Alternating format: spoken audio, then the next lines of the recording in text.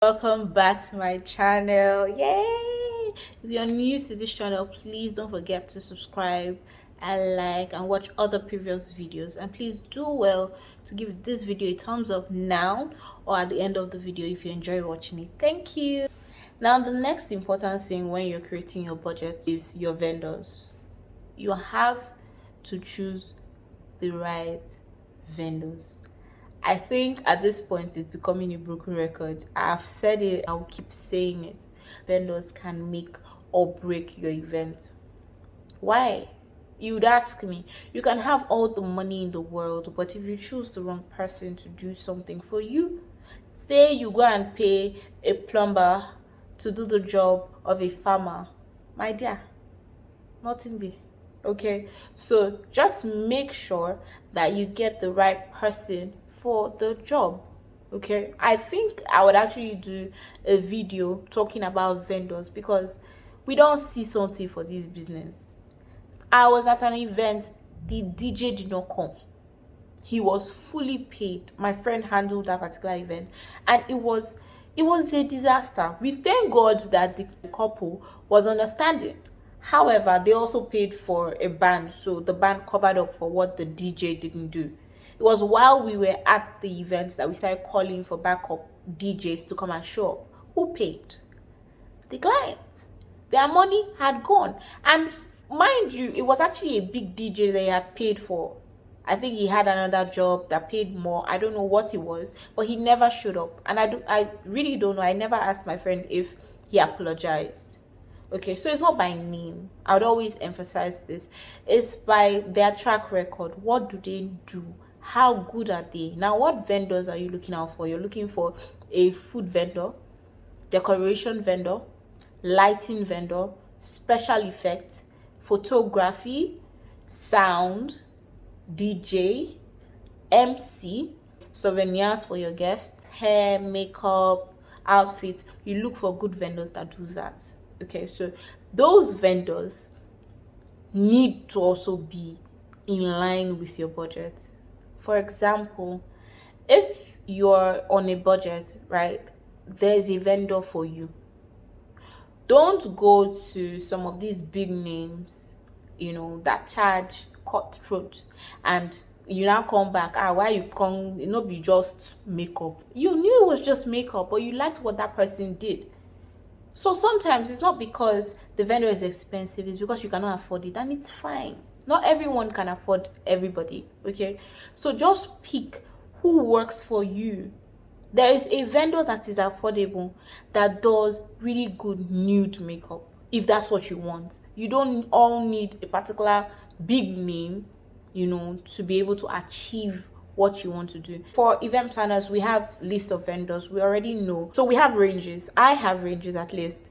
I can tell you if your budget is, like, if you have a high budget, I have vendors that work within that range.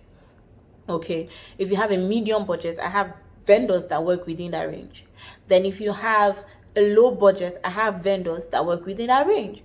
Now, that doesn't demote the work of the lower budget vendor.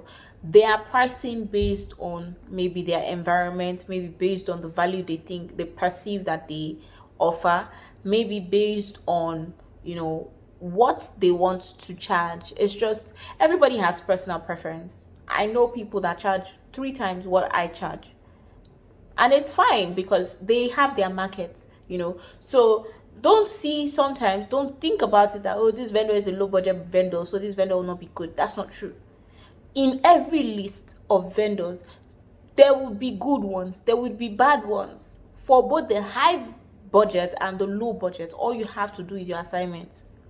I've seen a makeup artist do makeup for a bride for 50k, and it was finer than the makeup of somebody that paid over 200,000 naira. Preference. Okay, so don't pressure yourself. So after you've decided on which vendor you're picking and how much you want to spend, the next thing, the actual most important thing when you're planning a budget, is having a spreadsheet. I would put it somewhere on this video. a spreadsheet is important, and you can use Microsoft Excel. On Microsoft Excel, you can create your spreadsheet, okay, having say vendor, or say item, vendor, then the next thing is the price. So I like to put my budget price, like I like to put how much, when I've decided what's more important, I like to put how much I'm willing to spend, broken down from whatever budget I have. So some people use a format, spend 5% on food, 20% on decor, 10% whatever. So some people have that. I would put a sample of that for you, but it doesn't work for everybody, because my priority might be decoration, and I'm willing to spend almost 50% of my money that I plan for that event on decor, while the rest, manage the remaining 50%. So it doesn't work for everybody. However, if you need that as a guide, send me a message, I'll send it to you. Okay. Now I like putting the budget price, and I like putting the actual price after I have negotiated with the vendors. So what that means is, if I have a 5 million naira budget, and I have food, I have decor, I have the hall, I can decide that I'm willing to spend 2 million naira on food, 2 million naira on decoration, and then I'm willing to spend 1 million naira on hall. This is an example. Now that's the 5 million, right? If you now decide that, after I've written that down on my budget price, and then I go and negotiate with the vendors, and I get a deal, and I get a haul for 750,000. Then I get food for 2.250 million naira, and then I get a decor for 1.5 million. What that means is I saved. Okay, so the actual budget is how much you have, or you have to pay when you have negotiated with the vendor. Sometimes it's higher, sometimes it's lower. Like in the example I just gave, the food can be 2.250 when you actually negotiate, right? As price is going higher and higher, it's going to affect price of food, right? So initial budget price was 2 million, however the actual price was 2.2. That is possible. Okay, and then you say, okay, the hall, you saved some money. By the time you balance it up, it might still come to the same 5 million. However, the actual and the budget differ a bit. Okay, so that's possible, but you would only know this when you have a budget spreadsheet. Okay, after you've come up with your budget spreadsheet, which sometimes balances up with your actual initial budget price, or sometimes goes slightly lower, or sometimes slightly higher, the very next thing to do, okay, is to come up with an ideal payment plan. Yes, every time we talk about money, people's face is always serious. Yes, somebody has to say it. Now, what should be on your ideal payment plan? Whatever amount each vendor is supposed to get, this is still supposed to be on your spreadsheet. Okay, I'll put a sample somewhere in this video. Your rows or columns in your spreadsheet should have space for payment plan. What does that mean? A payment plan is, okay, I'm going to pay the food vendor 70% upfront. This one advice, so I beg, pay your food vendor as much as they request on their. That's if you're sure of your food vendor. I beg, see, may I not go JBC because I'm giving advice. If you're sure of your food vendor, this is a disclaimer. If you're not sure, please. But if you're sure of your food vendor, please pay a minimum of 70 to 80% to lock them down. This will help them buy dry ingredients like rice. If you have rice on your list, it will help them buy things like oil, tomato paste, non-perishable ingredients. They get to buy that if you pay majority of the amount earlier. meaning what they would now be buying later are perishable products, like protein, like the veggies that they're going to use and things like that. But the price difference, if for any reason, because right now yesterday's price, in short 1 hour ago price, is not the same as now price, right? So you have to be careful when you're paying or breaking down your vendors. So most vendors have payment plans. So you first ask, what's your payment plan? If you don't want to work with whatever payment plan they have, then make sure, if it is food, make sure you pay, anything like that, make sure you pay a huge amount for them to plan ahead, so that if there is a change in market price or market value, it doesn't affect you so much. Okay, because now you go still suffer am. If you say you're going to pay 50% and then much later you're going to pay the balance of 50%, if there is a change in price in the market, even if they've bought everything that they need for your event, now you go still suffer that change in protein price. Okay, so please just make sure you pay people like your food vendors, small chops, dessert, things that are consumable at your event, drinks, pay them ahead of time, because as time keeps going, prices keep changing. Okay, so please just make sure that you don't lose out, so that you don't make mistakes in your budget and all those things. So make sure you plan ahead.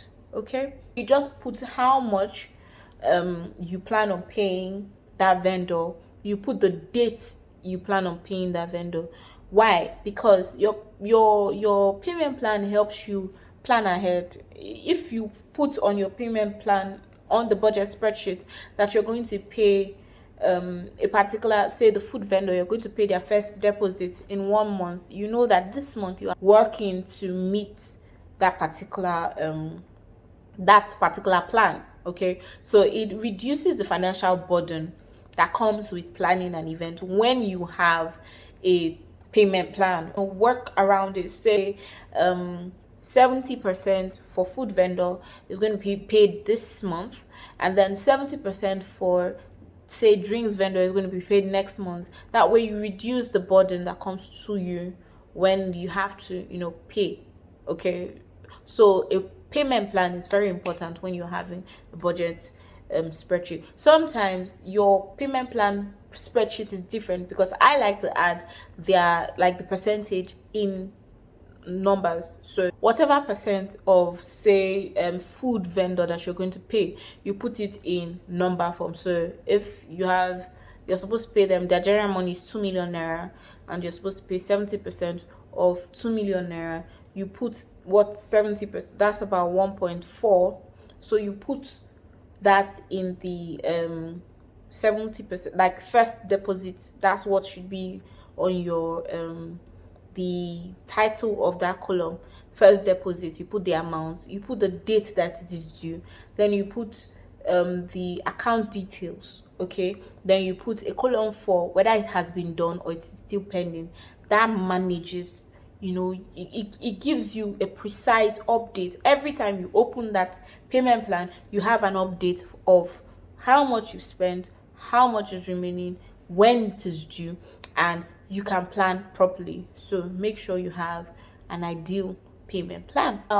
After all said and done, what's the last thing that I would like to add? Now, this is not a compulsory item at all. It's not. You can go ahead with all the previous information without having to add this one.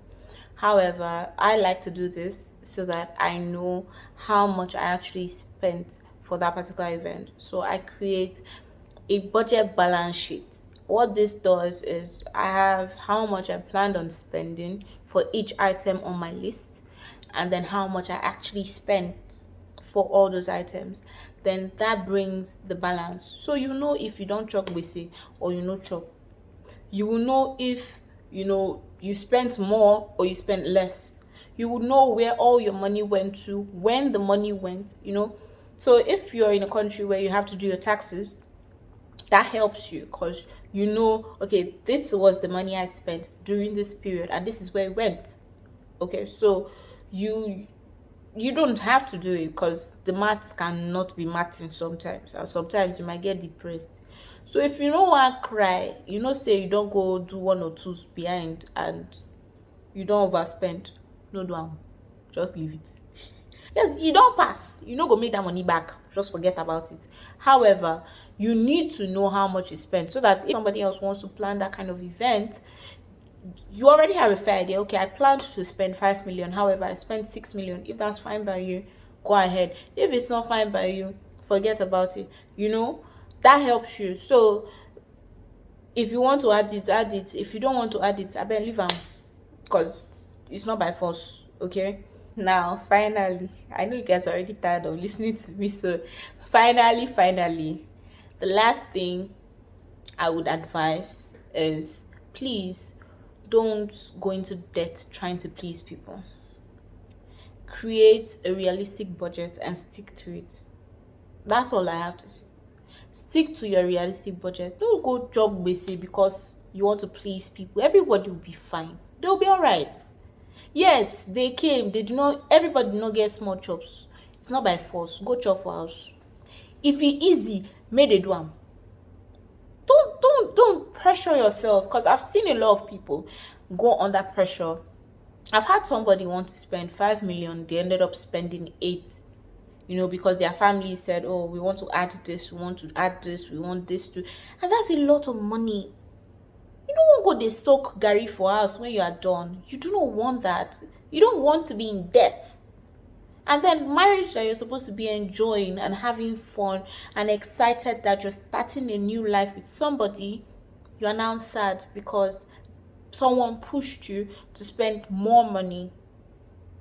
This is like a very important thing that you should know. People would always advise you. Everybody gets something to say. In short, what you're doing will not be good for everybody. Some people will still complain. Somebody will still say they have somebody that is better. Whether it's cheaper or more expensive, they always have somebody that is better. May you no go get headache when you need, like you don't need it. My dear, when you are planning events, you go hear advice. Tire. Everybody has advice. Even those that have never done party before. Even those that will not give you shishi. Everybody has advice. Okay? So just hear it. Take whatever advice with a pinch of salt. Okay? Take whatever vendors they give you with a pinch of salt. You don't have to please anybody. Who you want to impress? You can't so Gary for house. I don't wish that for anyone.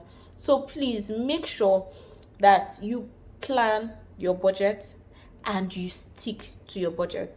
Those of us that are prudent, we know they to spend money on nonsense. Don't let somebody push you. Say, but if it's your partner that is pushing you, I better not talk. I not advise you, say, may you not listen. Disclaimer, I beg. No be me talk. If it's your partner, you decided to be with that partner regardless of their money management skills. So I don't have rights to tell you not to listen, okay? But if it is family or friends that are not even giving you money for the event, don't be under pressure. Oh, in our family, we used to kill 15 goats. May they kill them for their family. You're starting your own. Put you first. Put your partner first. And do everything as long as it's within God's rules. Plan your event. Ignore the noise. Ignore what everybody would say, because everybody will say something. Ignore it. If it doesn't make sense to you, thank you, auntie. That's all. Don't, and then if you say you want a small wedding and then your family tell you, in our family we don't used to do, when their family want, like when they want to do another event, they can have 500 guests. But for you, as long as it's your money, plan for the number of people you're ready to plan for. If you're still here, thank you so much for watching this video. This is a bit more calm, less upbeat than my usual self, but money matter is very important. I don't want you people sleeping on that bridge. I don't want you people begging. I don't want you people under pressure. That's why I did this video. So thank you for watching till the end. If you enjoyed the video, please don't forget to give us a thumbs up.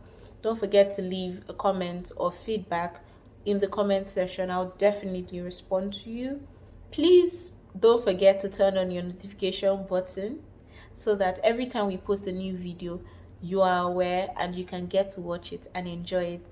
I'd remain Abby Girl, and I'm really grateful to have you guys here. I love you guys so much, and I'm glad that I have this opportunity to share a bit of me and my knowledge with you guys. I hope you guys enjoy it, and I hope I'm not boring you guys yet, because I'm not going anywhere anytime soon. Thank you so much for your time. I love you guys. Bye.